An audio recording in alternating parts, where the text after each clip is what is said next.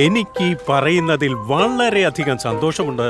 ഞങ്ങളുടെ company PK transport 300 പുതിയ truck വാങ്ങിച്ചിരിക്കുന്നു. Yes. പക്ഷെ സാറേ, നമ്മുടെ കമ്പനി ഈ ട്രക്ക് എപ്പോഴാ വിൽക്കുക? എന്ത്? സാർ, ഞാൻ ട്രാൻസ്പോർട്ട് ഇടയിൽ നിന്ന മാർക്കറ്റിൽ ന്യൂസ് ഉണ്ട്, താങ്കൾ 300 പുതിയ ട്രക്സ് വാങ്ങിയെന്ന്. എന്നാലും സാർ, ഈ ട്രക്സ് താങ്കൾ എപ്പോഴാ വിൽക്കുക?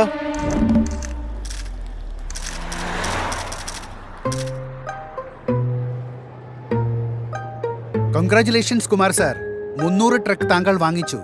അഭിനന്ദനങ്ങൾ. എപ്പോഴാ വെക്കുന്നത്? എന്റെ ഇഷ്ട എല്ലാരും എന്നോട് എന്തിനാ ചോദിക്കുന്നേ ഞാൻ എപ്പോഴാ ട്രക്ക് വിൽക്കുന്നതെന്ന്? താങ്കളും ട്രക്ക് വാങ്ങിയില്ലേ? താങ്കളോട് ആരും ചോദിക്കുന്നില്ലല്ലോ. കാരണം താങ്കൾ വാങ്ങിയത് തന്നെ വിൽക്കാനല്ലേ. അപ്പൊ ആളുകൾ താങ്കളോടല്ലേ ചോദിക്കുക. എന്ന് വെച്ചാൽ ഞാൻ വാങ്ങിച്ചത് മഹീന്ദ്ര ബ്ലേസോ. അത് നൽകും കൂടുതൽ വരുമാനം ആദ്യ ദിവസം മുതൽ വർഷങ്ങളോളം. കൂടാതെ ഇത് നൽകും മറ്റു ട്രക്കുകളേക്കാൾ 10% കൂടുതൽ മൈലേജ്, സർവീസിനും സ്പെയറിനും ഏറ്റവും കുറഞ്ഞ ചെലവ്, ഈ 2 സർവീസ് ഗ്യാരണ്ടി, ഒപ്പം ഐമാക്സ് ടെലിമാക്സിന്റെ വിശ്വാസവും. അപ്പൊ കുമാർ സാർ, ഞാൻ ട്രക്ക് വിൽക്കാനല്ല വാങ്ങിച്ചത്.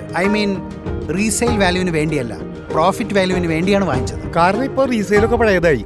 ആദ്യ ദിവസം മുതൽ പ്രോഫിറ്റ് നേടുന്ന കാലാണിപ്പോ.